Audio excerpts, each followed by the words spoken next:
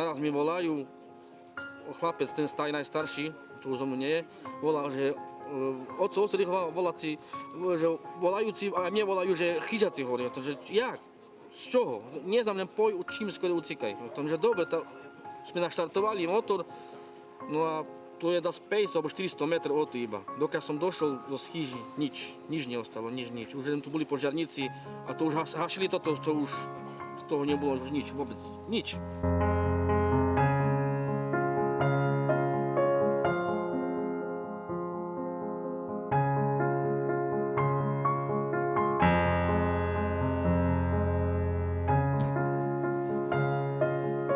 Pracoval som v Nemecku, mal som robotu dobrú, ale už som nechcel ísť do zahraničia, chcel som byť tu nejakú robotu si nájsť. Keby som chodil tu buď v Sobráncach, o Michalovciach, že už nechcem ísť do zahraničí. Mal som aj izbičku, som mal aj pripravenú izbičku, že nemus dať do poriadku znúka, že by mali okrem, jak normálni ľudia, viete, nie že spolu, že to je neslušné to, hej, že spolu spať v jednej izbe, to nie je slušné, že by mali spolu, aj tešili sa na to, že budú mať svoju, že budú mať tam hru, že budú mať televízor, no ako, jak normálny. Nedalo sa.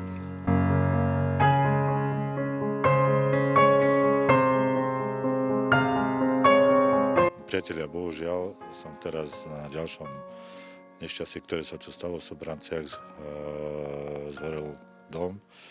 Mrzí ma to, samozrejme náš úrad pomôže, aby čím skôr mali to bývanie, aby mohli sa deti nasťahovať. Ale ako hovorím, horí nám každú chvíľu všade a náš úrad robí, čo môže a tiež nemá tie možnosti také, ako by niekto každý potreboval, lebo furt počujem, že tam. No, ako vieme pomôcť, pomáhame, ale nevieme všetko vyriešiť, bohužiaľ. Za furt mi spala, do chodby spala. Co z ním mám robiť? Nemám co dať teraz. Tak musím nejakú budku zbíť, tak by mala to spať, bo ona nechce do budky, na väčšinu spala do chodby.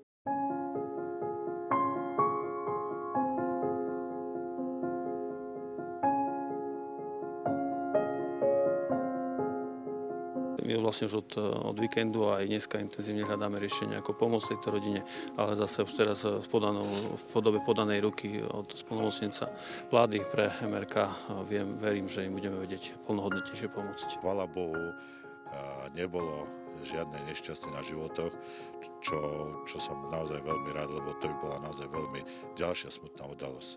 Samozrejme, mrzí ma, že to zhorelo, ale dom sa dá postaviť veľmi rýchlo, ale ľudský život nikto nenahradí.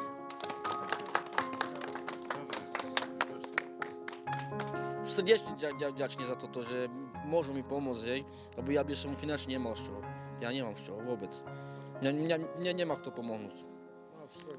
Ja len samovoľne, a keď tak tá pán primátor a pán poslanec. Inakšie, ja som sa čudoval, že prišli tu. Ja som sa čudoval, že idú tu. Práve teraz, keď sa stalo toto nešťastie.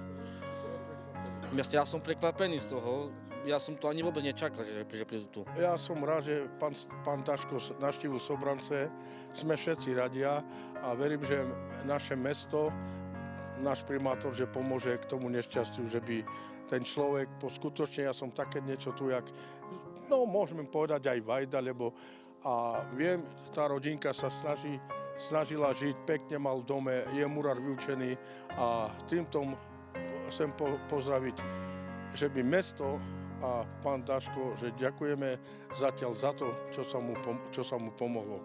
Že pán primátor pomohol k streche a pán Daško je tu. Ďakujem.